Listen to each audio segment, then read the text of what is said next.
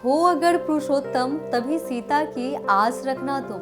नमस्कार, स्वागत है आपका हिंद भारत के खास कार्यक्रम रहस्य में। मैं हूं अंजलि चावला आपके साथ। 2021 के नए साल में भी मैं आप सबके सामने एक नए कहानी के साथ एक नया रहस्य लेकर जुड़ी हूं। आपको बता दें कि इसकी शुरुआत हम कर रहे हैं सीतामढ़ी से।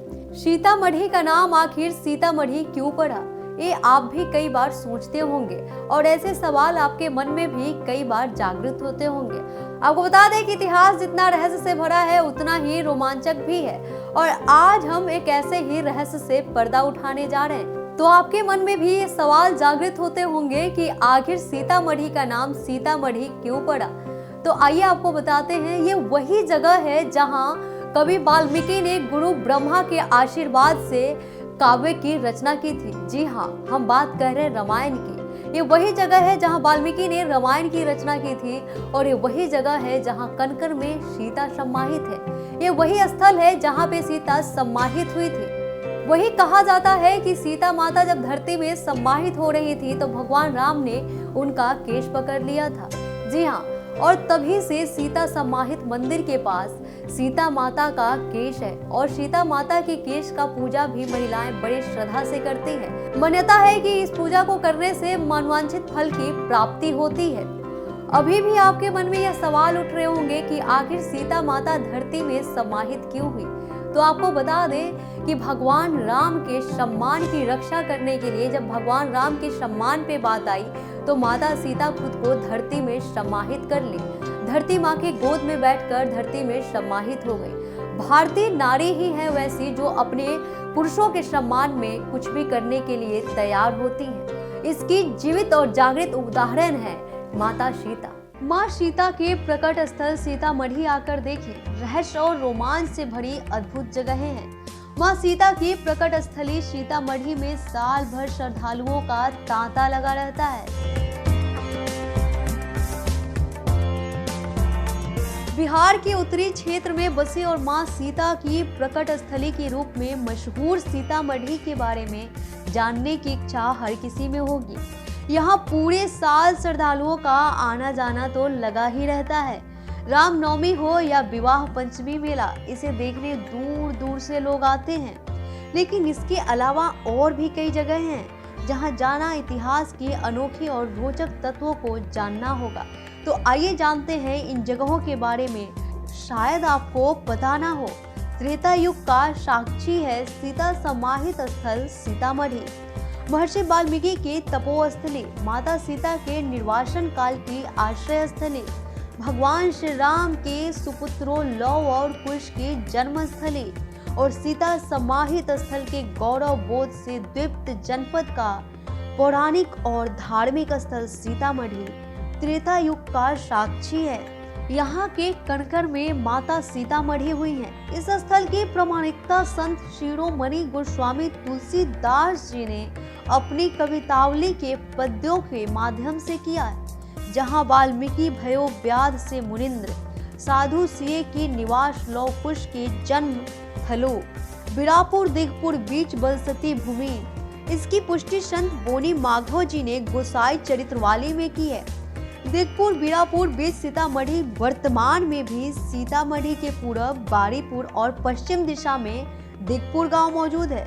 इस पावन स्थली की महत्ता का बखान करे तो यह वो स्थली है जहां जानकी मंदिर है। रेलवे स्टेशन और बस स्टैंड से लगभग 1.5 किलोमीटर दूर यह सीता का जन्म स्थान है। जानकी कुंड मंदिर के निकट दक्षिण में है।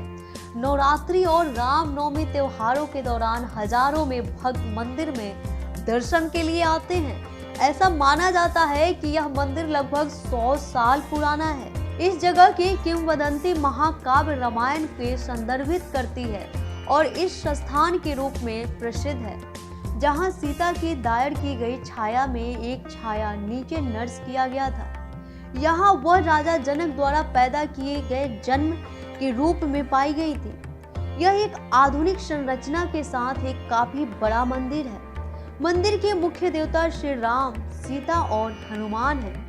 जानकी कुंड के रूप में प्रसिद्ध एक नजदीकी टैंक वह जगह है जहां राजा जनक बेटी सीता को स्नान कराने के लिए ले जाते थे। यह लोकप्रिय पौराणिक कथाओं की धारणा थी और संचालित रोशनी के लिए बड़ा आंगन और प्रावधान है।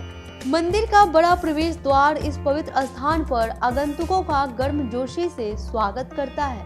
भक्तों की एक बड़ी सभा को समायोजित करने के लिए अंदर एक विशाल आंगन है। क्योंकि रामायण का प्रभाव बिहार में है तो यह एक प्रमुख प्रभाव है, इसलिए मंदिर साल भर भक्तों से घिरा हुआ रहता है। यह त्योहार रामनवमी और जानकी नवमी इस जगह के पवित्र त्योहार हैं। लेकिन क्या आपको पता है कि क्यों धरती में समा गई थी माता सीता? श्री राम का उनकी प्रजा के बीच सम्मान बना रहे, इसके लिए उन्होंने अयोध्या का महल छोड़ दिया और वन में जाकर वाल्मीकि आश्रम में रहने लगी। वे गर्भवती थीं और इस अवस्था में उन्होंने अपना घर छोड़ा था। परंतु कुछ वर्षों बाद जब श्री राम को पता चला कि वे लौ कुश उनके पुत्र हैं, तो वे उन्हें और सीता को लेकर महल वापस आ गए। श्री राम अपनी पत्नी सीता को लाने को लेकर आश्वस्त नहीं थे। सीता को भी उनका अपने प्रति व्यवहार सही नहीं लगा। आहत होकर सीता ने भूमि देवी से प्रार्थना की कि वह उन्हें अपने भीतर समाहित कर ले। धरती माँ ने उनकी प्रार्थना स्वीकार कर ली और उन्हें अपने अंदर समा लिया। जिस स्थान पर माँ सीता ने भूमि में प्रवेश किया था, आज उस स्थान को सीता समाहित स्थल के नाम से जाना जाता है। वही कहा जाता है कि माता सीता का जन्म स्थल। रामायण के अनुसार त्रेता युग में एक बार मिथिला नगरी में भयानक अकाल पड़ा था। कई सालों तक बारिश न होने से परेशान राजा जनक ने पुरोहितों को सलाह कर खुद ही हल चलाने का निर्णय लिया। जब राजा जनक हल चला रहे थे तब धरती से मिट्टी का एक पात्र निकला जिसमें माता सीता शिशु अवस्था में थी। इस जगह पर माता सीता ने भूमि से जन्म लिया था, इसलिए इस जगह का नाम सीतामढ़ी पड़ गया।